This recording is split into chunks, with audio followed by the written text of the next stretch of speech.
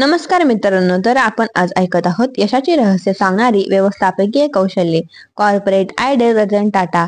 या पुस्तकाचे लेखक आहेत सुधीर सेवेकर. तर मागील व्हिडिओत आपण चॅप्टर क्रमांक 6 वाचलेला आहे. या व्हिडिओमध्ये आपण वाचूया चॅप्टर क्रमांक 7, सुरुवातीच्या अडचणी. राजीव गांधी यांना रतन टाटा आवडतात. या गोष्टीचा एक परिणाम असा झाला की टाटा ग्रुपमध्ये अन्य जे जुने मातब्बर वरिष्ठ लोक होते त्यांना रतन टाटा यांचे महत्त्व कळाले. भारतीय उद्योगधंद्यातील सर्वच दिग्गजांना रतन टाटा यांचे महत्त्व कळाले व तेही रतन टाटांशी पुरेशा आबदीने आदराने वागू लागले. त्यांचा हा अप्रत्यक्ष पाठिंबा रतन टाटाच्या पथ्यावर पडला. मात्र आपल्या मर्जीप्रमाणे गुंतवणूक करून नवीन कंपन्या तयार करण्याचे काम मात्र अजूनही रतन टाटासाठी सोपे नव्हते.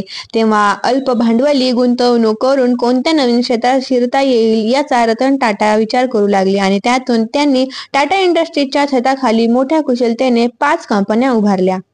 Tata Honeywell, Tata telecom, hitech dealing, Tata केल झेन आणि टाटा फायनान्स या त्या 5 कंपन्या.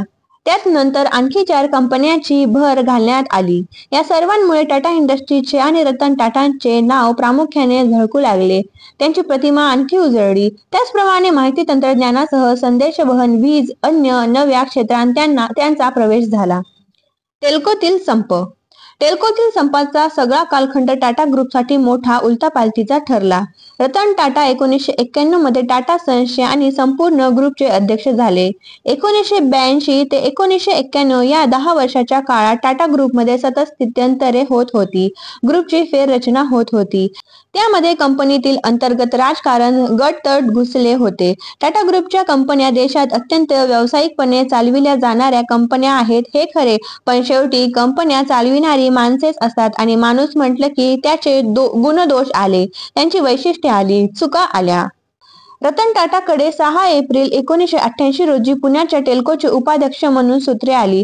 त्यासाठीही पडद्यामागे पुष्कळ घडामोडी घडल्या. त्या सगळ्यांची सुसंगत मांडणी करणे तसेच त्यांचा अन्वयार्थ लावणे हे सोपे काम नाही. जे काही फेरबदल पदबदल टाटा ग्रुपमध्ये वरिष्ठ स्तरावर होत होते त्याचे परिणाम अनेकांवर होत होते. समज, गैरसमज तसेच बाजार गप्पा याही वाढल्या होत्या. एकूणच परिस्थिती टाटा ग्रुपसाठी अस्वस्थ वाटावी, ढवळून काढणारी वाटावी अशीच होती. या उलथापालथीच्या काळातील एक मोठी घटना म्हणजे 1988-89 या वर्षात झालेला टेल्को कंपनीतील ऐतिहासिक संप. या संपामुळे राजन नायर हे नाव सर्वतोमुखी झाले. तो टेल्को कामगार संघटनेचा सरचिटणीस होता. त्यापूर्वी तो फिलिप्स कंपनीत नोकरीला होता. एक अत्यंत उत्साही परंतु चळवळ्या माणूस म्हणून तो ओळखला जाई. टेल्कोमध्ये आल्यानंतर अवघ्या 6 वर्षात तो संघटनेचा सरचिटणीस बनला होता. मूळचा तो केरळातला, पण दीर्घकाळ पुण्यात काढल्यामुळे मराठी भाषा उत्तम बोलत असे. त्याला शरीरसौष्ठव नाद होता. तो स्वतःही एक उत्तम शरीरसौष्ठवपटू होता. पुण्याच्या कामगार वर्तुळात त्याने शरीरसौष्ठव स्पर्धा लोकप्रिय केल्या. त्यात स्वतःही बक्षिसे मिळविली. राजन नायर उंचीने बेताचाच असला तरी व्यासपीठावर जेव्हा तो बोलायला उभा राही तेव्हा त्याचा आवेश, वक्तृत्वातील नाट्यपूर्णता, भाषा कौशल्य हे मोठे बघण्यासारखे असे. पुण्याच्या कामगार वर्तुळातील मराठी कामगार आणि अमराठी कामगार अशा दोन्ही प्रमुख गटांमध्ये राजन सारखाच लोकप्रिय होता. इतकेच नव्हे तर टेल्कोमध्ये त्याने आदल्याच वर्षी उत्कृष्ट कामगाराचा पुरस्कारही मिळवला होता आणि हा पुरस्कार त्याला खुद्द रतन टाटांच्या हस्ते मिळाला होता. त्यामुळे रतन टाटा टेल्कोच्या हजारो कामगारांतही राजनला चांगले ओळखत होते. इतकेच नव्हे तर राजन नायर टाटा यांना केव्हाही भेटू शकतो. त्याला अपॉइंटमेंटची गरज नाही. त्याची थेट लिंक रतन टाटांशी आहे. त्यामुळे तो कंपनीतल्या अन्य कोणाही अधिकाऱ्याला घाबरत नाही की दबत नाही. रतन टाटांना राजन नायर आवडतो. थोडक्यात तो रतन टाटा यांचा चमचा आहे असेही त्या काळातील कामगार वर्तुळात बोलले जायचे. टेल्कोतील राजन नायरचे महत्त्व दिवसेंदिवस वाढत होते. तसतसे राजन नायरच्या वागण्याचे बेछूटपणा वाढत होता. एका सुरक्षा रक्षकाचा जीव मारून टाकीन अशी धमकी देणे इतपत त्याची मजल गेली. शेवटी मार्च 1988 मध्ये राजनला सेवेतून निलंबित करण्यात आले. केवळ काही महिन्यापूर्वी उत्कृष्ट कामगाराचा पुरस्कार मिळवणारा आणि रतन टाटाच्या जवळचा मानला जाणारा हा तरुण माणूस अशा प्रकारे कंपनीतून काढला गेला. त्याने चवताळलेला राजन टेल्को व्यवस्थापनाला मी आता शांत झोपू देणार नाही, रतन टाटांची झोप उडवीन या जिद्दीने कामाला लागला.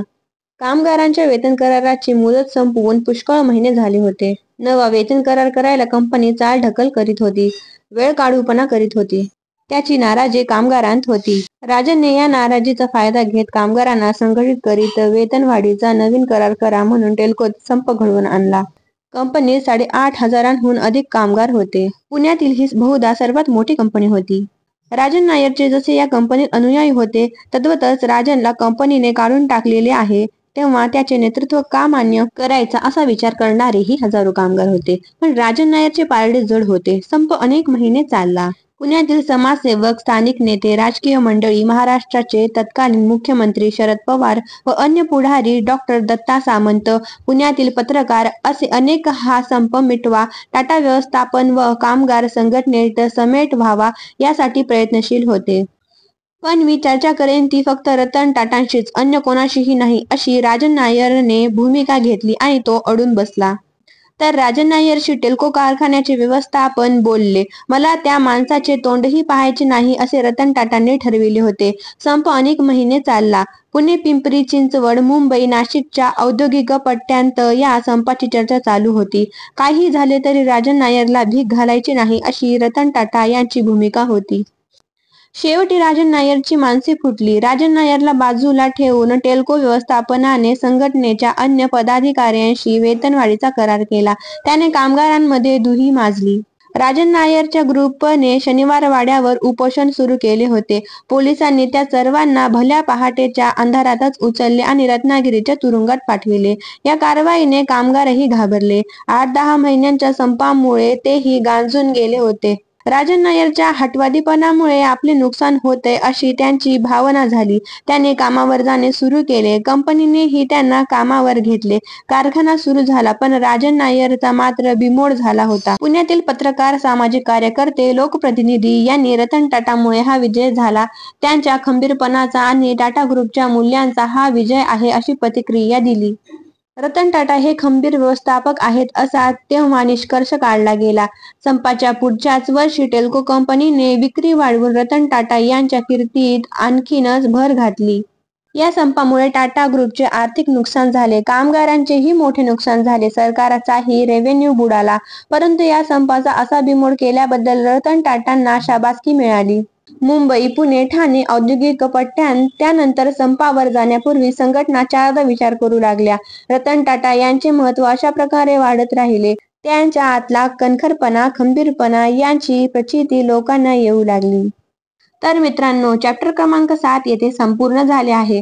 पुढील चॅप्टर ऐकण्यासाठी माझ्या चॅनलला जरूर सबस्क्राईब करा आणि क्रमांकानुसार चॅप्टर ऐकण्यासाठी माझ्या चॅनलवरील रतन टाटा या प्लेलिस्टला जरूर व्हिजिट द्या. धन्यवाद.